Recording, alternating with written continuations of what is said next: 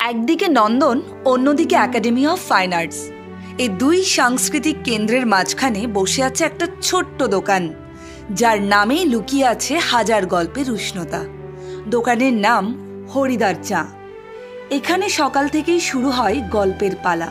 কে কোথায় যাচ্ছে, কার নাটক কবে মঞ্চস্থ হবে, কোন সিনেমা নন্দনে চলছে, সব খবরই ঘুরে ফিরে আসে এই দোকানের সামনে, এক কাপ চায়ের ধোঁয়ার ভেতর দিয়ে। এখানে চা শুধু পানীয় নয়, এটা এক ধরনের সংযোগ যা বাঁধে মানুষকে মানুষে। হ্যাঁ একদম, মানে এই চত্বরে এলে আসবোই, এরকম ব্যাপার। চাই কেন এই দোকানের বিশেষত্বটা কি মনে হয়? একটা ব্যাপার আছে ওটাই, মানে এখানে যতবার আসি, স্কুল থেকেও এসছি, আমার স্কুল সামনেই তো, আর এখন স্কুল পেরিয়ে কলেজ থেকেও যখন আসি একটু এই নাটক দেখতে বা নন্দনে সিনেমা দেখতে একবার ঘুরে যাওয়াই হয়। একটা মানে ওই একটা মেজাজ আছে ওটাই। হ্যাঁ একদম একদম, ভিড়টা বলুন বা এই লোকগুলো, তো ওটাই মেজাজটা। এখানে এসে আগে চাটা আমাদের এই হরিদার দোকানেই আসতে হবে, খেতে হবে। আমরা বন্ধুরা মিলে আসি উইকেন্ডে একবার করে, তো এই দোকানেই আসি। কারণ এনার চা শুধু চাই যে ভালো বা তা নয়, ওনার ব্যবহারও ভালো, অবশ্যই ওনার সার্ভিস ব্যবহার সেটাও খুবই ভালো আমাদের। সেই জন্যই এখানে এলে আমরা আগে ওনার দোকানেই চা খেতে আসি। আমারও এইভাবে এখানে আসা থিয়েটার করার জন্য নয়, আমরা এখানে সেলসের একটা বিরাট বড় ব্যাচ। আমরা নন্দন চত্বরে, রবীন্দ্র সদন, একাডেমি চত্বরে আড্ডা মারতাম, কাজের ফাঁকে আড্ডা, গল্প, সিনেমা, থিয়েটার।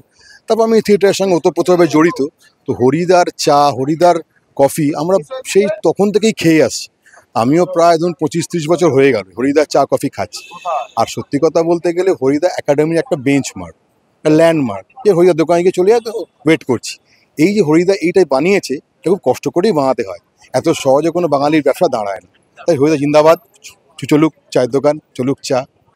হরিদার আসল নাম রঞ্জিত বারিক, কিন্তু কেউ তাকে সে নামে ডাকে না, যেন হরিদা নামটাই এখানে এক আত্মীয়তার প্রতীক। 25 বছরেরও বেশি সময় ধরে তিনি দাঁড়িয়ে আছেন এই একই কোণে, হাসি মুখে চা বানান, খোঁজ নেন, চিনি কম দেব তো, চাটা আর একটু গরম করে দেব। এই ছোট ছোট কথাগুলোতেই জমে আছে এক শহরের ভালোবাসা। একাডেমি অফ ফাইন আর্টস আর রবীন্দ্র সদনের মাঝামাঝি যে হরিদার চায়ের দোকানের কথা আপনাদের বলছিলাম, ইনি হলেন সেই হরিদা যিনি দীর্ঘ বছর ধরে এই দোকান চালিয়ে যাচ্ছেন। হরিদা নমস্কার। দাওয়ালে নমস্কার।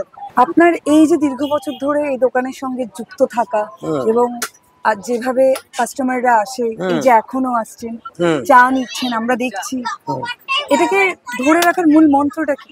এবং অনেক স্বনামধন্য ব্যক্তিরাও আপনার দোকানে হরির জীবিকা, এই করে হরির জীবিকা চলে। এইটাই হরি বাল্যকাল থেকে যখন হয় তখন থেকেই আমি এই চত্বরে, মানে এই চত্বরে হকারি করি। শুরুটা ঠিক কেমন ছিল আপনার? শুরুটা বলতে সেই সময় তো অত জ্ঞান বুদ্ধি বিবেক পাইনি। সেই সময় এইখানে এই হকার বলতে কেউ ছিল না। এই হকার বলতে, হকারি করা মানে হচ্ছে পুলিশের সাথে চোর পুলিশ খেলা। তখন তো ফুটপাতে হকার বসতে দিত না পুলিশ, তাই পুলিশ হকারি করতে গিয়ে ধরা পড়লাম। পয়সা থাকলো তো বেলে এলাম, পয়সা নেই তো জেল খাটলাম, আবার জেল থেকে বেরিয়ে আবার সেই একই কর্ম করে যাচ্ছে এই বছর। সবার মুখে মুখে এটা শোনা যায় যে হরিদার চায়ের দোকান, যে কোথায় আছি আমরা, হরিদার চায়ের দোকানে। নন্দন না থাকা কালীনই তখন থেকেই লড়াই চলছে। নন্দন তো হয়েছে পরে, নন্দন তৈরি হওয়ার আগের থেকে এখানে আমি হকারি করি, মানে ওই চোর পুলিশের খেলা খেলতে। সেই সময় তো আর এই জমিদারি ভাবে বসে থাকা করা সেই সময় ছিল না। তাই কোনো রকমে ওই কেটলি করে কখনো এইভাবে ধরা পড়লাম, আবার এলাম জেল কেটে, ওই তো 2 দিন 3 দিন জেল হলো। সেই জেলও কেটেছিলেন? এত না থাকলে পয়সা তো জেল হবে। পয়সা যদি বেলের যদি না পয়সা থাকে, তার জন্য তো হকারি করা হচ্ছে অপরাধ। তখন ফুটপাতে হকারি করা, তো রাত্রিরে শুনলাম কাঙালি হাল্লা তুলে নিয়ে চলে গেল। নিয়ে গিয়ে সেই সময় তো আর ওই ধাপার মার এত উন্নত না বা ছিল না, সেই সব জায়গা নিয়ে গিয়ে ছেড়ে দিত, তুলে নিয়ে গিয়ে। এইভাবে জীবন চলতে চলতে আজকে এই জায়গায় এসে। শীতকাল আসছে সামনে, আর এই সময় চায়ের দোকানগুলো আরো বেশি জমজমাট হয়ে ওঠে। শীতকালে আরো বেশি আড্ডা জমে যাবে।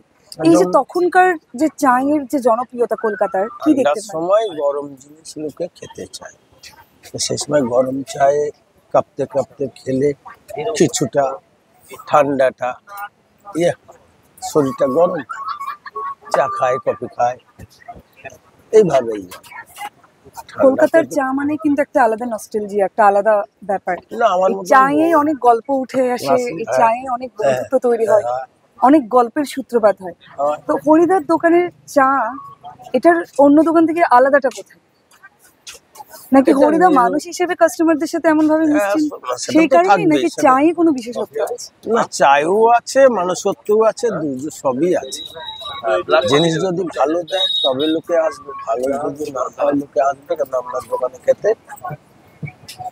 স্বাদিষ্ট যদি না হয় লোকে তো আসবে না আপনার দোকানে। পয়সা দিয়ে জিনিস খাবেন, ভালো না লাগলে আসে কেউ? এটা ডিফারেন্স থাকে। বহু আর স্বনামধন্য ব্যবহার তো ব্যক্তিরা করতে হবে। আপনার হ্যাঁ, দোকানে এসেছে, সব থেকে মনে রাখার মতন স্মৃতি কোনটা? সকলেই এসছেন, আসেনি বলতে কি আছে? সকলে যারা নাটক জীবনে নাটক করে যারা, তারা তো আসেই, ছিলই। শম্ভুবাবু সেই সময় আসেন, শম্ভুবাবু নাটক করছেন। অনেক বড় বড় ব্যক্তিত্বরা আপনার দোকানে চায়ে ভারে চুমুক দিয়েছে। আর্টিস্ট বলতে বলুন, যারা পেন্টার, যারা ছবি আঁকে তারাও এসছে, আর যারা নাটক করে তারাও এসছে, সিনেমা জগতের লোকজন এসছে, আসেনি? তো এই জায়গা না থাকলে রবি সদনে অর্ডারে গেছি চা দিতে, ওখানে দিয়েছি। কখনো মনে হয়নি যে এই পেশা ছেড়ে আপনি অন্য কোনো পেশায় যাবেন? এই পেশায় যখন ভালো জীবন যাপন করছি, তারপরে অন্য পেশায় যাবো কেন? হরিদার পরিবারে কে কে আছে? আমার 2 ছেলে, নাতি পুতি, বৌমা, এই তারা অন্য আমরা পেশার সঙ্গে যুক্ত? এই করি তো আমরা এই। আচ্ছা, আপনারা সবাই। যেতে যেতে আমাদের দর্শকদের জন্য কি বলবেন? দর্শকরা আসলেই তো করি উন্নত হবে, যা না খেলে সেল না হলে উন্নত আসবে। যত সেল হবে তত ইনকাম হবে, তত তো সকলে ভালো লাগবে, আসবে নিশ্চয়ই। বিকেল নামলেই দোকানের বাইরে লাইন পড়ে যায়, কেউ নন্দন থেকে বেরিয়ে, কেউ একাডেমির নাটক শেষে। সবাই একবার হলেও এসে দাঁড়ায় এই দোকানের সামনে। চায়ের কাপ হাতে কে যেন বলে ওঠে, এই শহর এখনো বেঁচে আছে এই এক কাপ চায়ের জন্যই। এই দোকান শুধু চা বিক্রির জায়গা নয়, এটা একখানা জীবন্ত ইতিহাস, যেখানে প্রতিদিন জন্ম নেয় নতুন গল্প, নতুন বন্ধুত্ব, নতুন অনুপ্রেরণা। হরিদার দোকানে আমরা অনেকদিন থেকে আসছি, সেই কলেজ লাইফ থেকে, তারও আগে। এটাও একটা মানে মিটিং পয়েন্ট বলুন, একটা নস্টালজিয়ার মতো। নাটক দেখতে আসি, আড্ডা মারতে আসি, বন্ধুদের সঙ্গে ঘুরতে আসি, সব মিলিয়ে এখানে হরিদার সঙ্গে বহুদিন হয়ে গেল, আত্মীয়তাও একটা হয়ে গেছে। এলে জিজ্ঞেস করে এতদিন আসো না কেন, বা লেবুচা তো, মানে এগুলো মুখস্থ আর কি, আর বলে দিতে হয় না। তো বহুকাল ধরে আসছি, একটা স্মৃতিও মানে অনেক দিন ধরে আপনি মানে সে করে গেলে গেছে, এইটুকু বলতে পারি। দেখুন, এখানে না আমি এই বছর 35 বোধহয় চা খাচ্ছি, কফি খাচ্ছি। তো যেখানে বছর 35 ধরে চা কফি খাচ্ছি, এটা খারাপ হলে তো খেতাম না, এটা আমাদের আত্মার সঙ্গে জড়িয়ে গেছে বলেই খাচ্ছি। তো আমরা থিয়েটার করি, তো আর আমাদের থিয়েটারের সঙ্গে আমরা যেমন গ্রো করেছি, পাশাপাশি হরিদাকেও গ্রো করতে দেখেছি। এত বছর ধরে লোকটা নিরলসভাবে এই কাজটা করে চলেছে। হ্যাঁ, হয়তো সেটা তার ব্যবসা, কিন্তু ব্যবসাটার সঙ্গে একটা ভেতরের টান না থাকলে ব্যবসাটা এই জায়গায় আসতো না। এই জন্য হরিদার চা যতদিন বেঁচে থাকবো, যতদিন থিয়েটার করতে পারবো, যতদিন এই পাড়ায় আসবো, খাবো। বছর বদলায়, সময় বদলায়, কিন্তু হরিদার দোকান যেন রয়ে যায় এই একই রকমভাবে। একটুখানি গন্ধ, এক চিলতে উষ্ণতা, আর শহরের হৃদয়ের মতো এক টুকরো জায়গা। নন্দনের আড্ডা, একাডেমির শিল্প, সবকিছুর মাঝখানে দাঁড়িয়ে আছে হরিদার চায়ের দোকান। এক কাপের ভেতরে কলকাতার ভালোবাসা মিশে আছে নিঃশব্দে। নন্দনের মোড়ে এক কাপ হরিদার চা, যেখানে প্রতিদিন প্রতিটি চুমুকে ফিরে আসে কলকাতার গন্ধ, কলকাতার গল্প। ক্যামেরায় শুভমের সঙ্গে প্রিয়াধরের প্রতিবেদন, দ্য ওয়াল, কলকাতা।